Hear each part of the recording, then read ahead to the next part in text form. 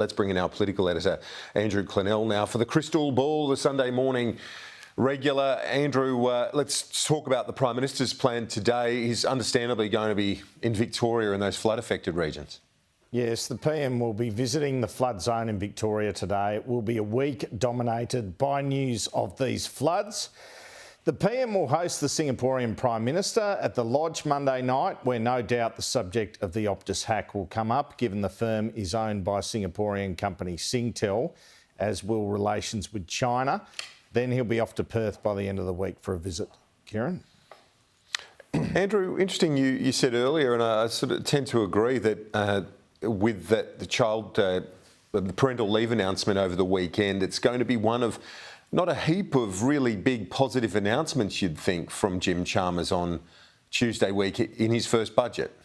He's made that clear. So the budget preparations continue this week. Do not expect a lot in the way of announcements. It's going to be all about what they cut on budget night. I think it's important to note that in the PFO document released by Treasury in April, just before the election, it had very conservative estimates on growth in 23, 24 and 24, 25, down to 2.5% when we have seen 4% growth. If we see those sort of forecasts remain at budget time, surely that's an argument for the stimulus to be provided from the stage 3 tax cuts. But yes, it's going to be a big end to the year, but you've got Anthony Albanese going to the G20 as well, and you have the IR legislation they're trying to get through, as well as the budget, Kieran. A difficult time for any opposition leader, the first year of a new government. Certainly the first year of a new government in its first term, you would imagine, of at least a couple of terms. But I think Peter Dutton in the last little while is really starting to find his feet in the job, and in part helped by that stage 3 discussion, Andrew, in terms of a potential broken promise. That and the power prices issue last week. He's got some ammunition. So the opposition leader will continue his touring of regional areas as he campaigns on the cost of living. He may also attempt to visit flood zones this week, but obviously that will depend on conditions.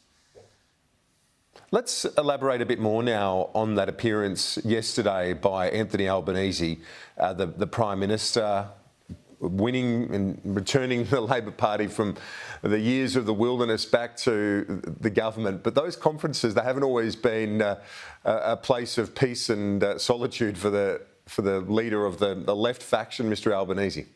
Yeah, well, he's from the left. He was Left Assistant Secretary. And one of the most stunning images for me yesterday, and you see it in the papers this morning, Kieran, is Eric Roosendahl used to be the Right Assistant Secretary, basically his enemy, or certainly Assistant Secretary when he was Left Assistant Secretary and he became General Secretary. He's standing there clapping, smiling and clapping, while the guy from the left goes up there and, you know, there's this story which I understand to be true. Anthony Albanese was Left Assistant Secretary in head office.